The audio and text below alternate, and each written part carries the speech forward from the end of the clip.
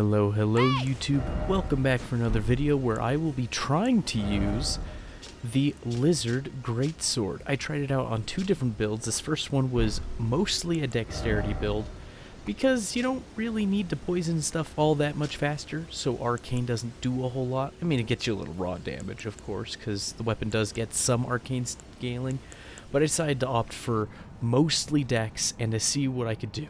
Now, if you're not aware, the Lizard Greatsword has a projectile that it shoots out, its tongue, on its R2. Otherwise, it has the Claymore moveset with the exception of the rolling and crouching attacks. They're the normal attack for whatever other Greatsword there is. So I thought, that's interesting. Your R2 shoots a projectile. Well, turns out, if your weapon has status on it, like bleed or poison, then your R2 will inflict status possibly twice if you hit them with both the sword and the projectile. However, the projectile on its own does do status. I have tested it, and it's kind of interesting that way. A lot of people say that this weapon's bad, and I understand where they're coming from. It feels like it has 200 less AR than it should compared to other great swords. The projectile doesn't really make up for it all that much. The projectile probably brings it to like 5/8 the damage it should have compared to other greatswords. So it adds a little, but not a lot. But I thought, well, if it does do status, maybe it could be a fun little status stick. You know, inflict people with status, and then I thought, well, there's a new Ash of War. The poison flower blooms twice, where if you hit somebody with that Ash of War when they're already poisoned, then it does a huge payout of damage. And to my understanding, the payout of damage is larger than the poison would be across its whole duration. And it also gets rid of the poison effect as well. And it can hit pretty hard. And I thought that was a pretty neat way to try to play with the Lizard Greatsword.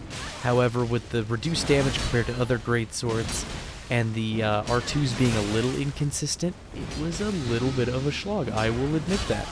The problem is that sometimes when you're in somebody's face and you R2 them, it hits them with only the projectile from time to time and not the projectile and the sword, which is hugely frustrating. Nobody likes that. So I don't know what would need to happen with its funny hitboxes, but I'm kind of sad that FromSoft decided to not let this weapon have more of its damage, more damage comparable to the other greatswords, because I feel like with it being a relatively short greatsword and just having a little extra, shot that comes out of it, it would be a nice niche little weapon, and if its damage was at least comparable, it might be a little more fun to use. But as it stands, it feels like you are working way harder for way less damage, which is unfortunate. But I still gave it the old college try, and I gave it the old college try on both a poison, and soon I'll show you my bleed build. And I will say, I felt like the bleed build had more success generally. The bleed build was also probably put together a little better than this one. I just kind of took a dexterity build, threw the stats around a little bit, and then decided to throw poison on it. But we are trying to get as much poison out of this setup as we can, because we've got the buff your damage with the poison crown, the mushroom crown. It buffs your damage for like 20 seconds or something if something gets poisoned near you. I've got the offhand poison glove, which does the same thing, and it stacks with the hat. And then we're running the Kindred of Rot's Exaltation Talisman, which yet again buffs our damage if something gets poisoned near us, which with all those buffs, the sword's damage was feeling almost normal, which is unfortunate, because if you were running any other greatsword like the Knight's Greatsword, Banished Greatsword, Claymore, and then you got that damage buff, ooh, you'd feel it. You'd really be chunking people. Your damage would be something to behold. But no, with all those buffs, it feels like I'm just getting the damage to where it should have been in the first place. But it's not too difficult to reapply the poison with this setup.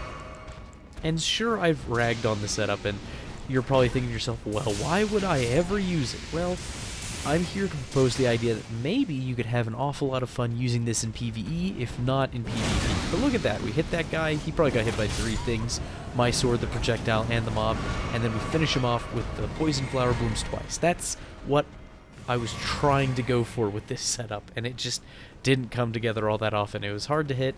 I need to do some practicing probably with the poison flower blooms twice, because it's basically a better version of poison moth flight, They do the same thing, essentially. Take away your enemy's poison, but in return deal big damage. And I just couldn't get it to land just right. It doesn't lock on as well as you'd think it would. It locks onto the general direction of your opponent, but it goes the same distance no matter what it feels. It doesn't look variable to me, but I digress. Getting back to my previous point, though, I was saying maybe you could have a lot of fun doing a poison or bleed build with the Lizard Greatsword if it's in PvE. Why? Well, if you're constantly hitting your opponent with charged R2s, and each charged R2 is hitting twice with status, that means you could have a means of breaking something's posture with the Lizard Greatsword, and if you're doing bleeds, you're doing, well, twice as many hits, which means more bleed buildup. Which is nice, because it feels like bleed builds lend to you using smaller weapons, and then, you know, getting that bleed proc more often, at least in PvE. But if you use big weapons, you're not hitting as often, you're getting the bleed proc less often, and if you're getting the bleed proc less often, and your weapon does less damage on average anyways, it may not be a good trade-off. It may not be a good trade-off to use larger weapons in the PvE sense, right? Now in PvP, the players fighting each other, the lethality between them, it's a whole different ballgame. So, but I don't know. It was a weapon where it's like, oh, I want this to be fun. I want this to be good. And it's like, there were some times when I had fun, but it was just inconsistent enough and the damage was low enough that it just sometimes killed the fun. Occasionally you'll see where when the R2 works as intended, you'll see their health bar chunk down twice. And that's what we want. That's the fun part of the weapon. That's the whole reason for the gimmick. But in many other situations, it felt like, oh, I just wish I had the Claymore, or I wish I just had the Knight's Greatsword. You know, a better moveset, better overall damage, maybe a more interesting Ash of War, a more useful one for the PvP scene. Something along those lines. The whole time I was playing with it, not the whole time, but a lot of the time I was playing with the sword, I was just thinking of other weapons. Oh, here it is. Here's the bleed build.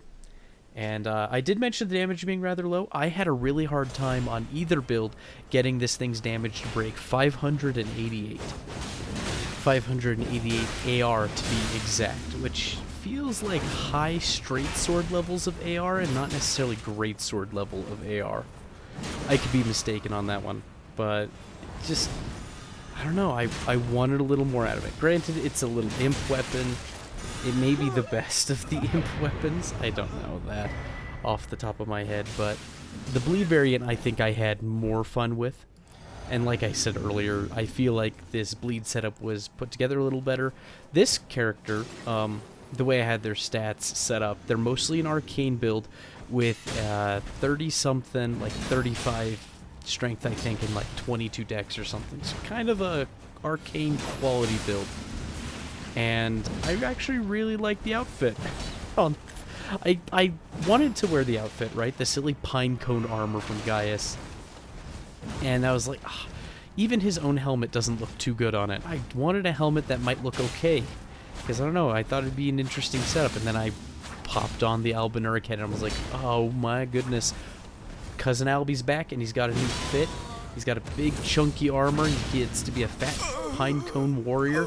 And I think in Gaius's lore, he is also an Albinuric. He doesn't have the use of his legs. He's like a first-gen Albinuric, which is interesting to me because that implies that, well, there was at some point a relatively fit Albinuric, not some spindly, wiry old man like all the other first-generation male Albinurics are. Because all the female Albinurics, you know, they're all no legs, but they use bows and they shoot, and they're the young ones, but all the men are old. They all look like Albus from the Albinuric village. Look at this silly guy. He probably wanted some sort of duel and then to knock people off of the bridge. He wanted bridge fights. And we showed him the power of the lizard. I haven't done any extensive testing with the Lizard Greatsword, but I have heard, as a rumor, hearsay, that if you have elemental infusion on the Lizard Greatsword, the projectile does not get the elemental damage. But for some reason, status gets through. For all I know, the projectile is a set amount of damage, but it just happens to get the bleed or poison or maybe even frost, depending on the status you infuse the weapon with. But I thought it was nice. If there was a nice thing that this weapon did, when somebody's close to being bled and you could space it, sometimes you could hit them with the projectile to proc the bleed. You would do like little over 500 damage. That's nice. An extra opportunity to bleed somebody is always what you want when you're running a bleed build. And it's, you know, it's faster than trying to run after them, swap to something that's a chase weapon. Maybe you can get in the little shot there. And look at that jump. Very silly. I chopped up this invasion because there's a lot of dry spells and not a whole lot going on in between. So there'll be some cuts, and I don't show the resolution of the invasion because the resolution did not involve the Lizard Greatsword. I got too upset at this game, so we're just going to move right on ahead and show a little more silly Lizard Greatsword gaming.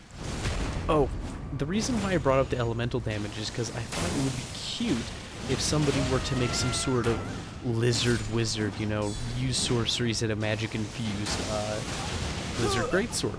But if the projectile doesn't actually get your elemental magic damage, then it's really a wasted weapon for a setup like that.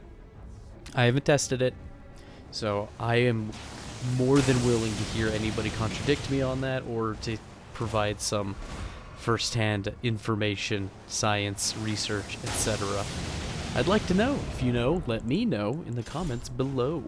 I read those comments, and it's very fun to have people show up with extra knowledge that I don't have, because the entirety of these Souls games, time and time again, are knowledge checks, and there's so much going on in these games at all times, and with the patches, sometimes that information changes, and it gets a little hard to keep track of all of it.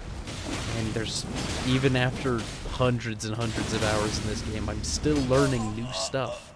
My goodness. And I am noticing in these later clips that the Greatsword seems to be having an easier time killing people when blood infused, so give it a shot. Don't take my word for it. I wouldn't recommend it to people, but I think you should try it anyways, and maybe you'll find some niche. Maybe you'll find some R2 that combos into some other Ash of War that might be real tasty. Maybe it'll be Stormcaller. I know that Stormcaller is a pretty good pick for the Claymore because you hit people with the Stormcaller, and then you charge the R2 and you release when you start to see their roll, and it connects apparently. So maybe the extra projectile will make that tasty. I don't know.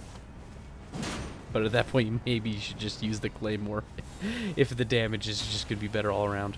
Look at these things. Look at this hefty fly pot. I haven't played with them a whole lot, but I've used a few, and from what it looks like, it doesn't do that much initial bleed. I think it leaves a little cloud that builds up bleed if they linger in it. I don't know what if I like that so much. I like the hefty pots for a lot of builds because it's an AoE that does damage, and it knocks people over. And this doesn't seem to knock people over. I don't like that. So maybe I'll need to find something else. Maybe I'll throw giant poison pots or something. We'll switch it up. But this kill right here, this guy I'm running after, right? This is what I was going for the entire time I was making these videos. The running at light into the charged heavy that hits twice. Oh, that's what we want. That's what we're looking for. And so I'm here interrupting this 1v1. Apparently the Phantom was acknowledging it, and then I saw Swift Slash on that stupid backhand blade. And if you're not aware, Swift Slash is incredibly cancerous, and even though they've nerfed it, it's still incredibly strong. And you know what? Like a wild animal, we put these fellows down. We put them down when they're using Swift Slash. And there's other cancerous things you can use to, you know, lesser war crimes to defeat the larger war crimes. Like this swap I'm about to make right here to the bone bow. Bone bow, it's cancerous. Why? Homing arrows. So what do? Homing sleep arrows. It's going to hit him, it's going to hold him, it's going to kill him. And it's all over for him. Gotta put him down. Gotta tranquilize him. I'll see y'all next time. Thanks for watching. Ciao.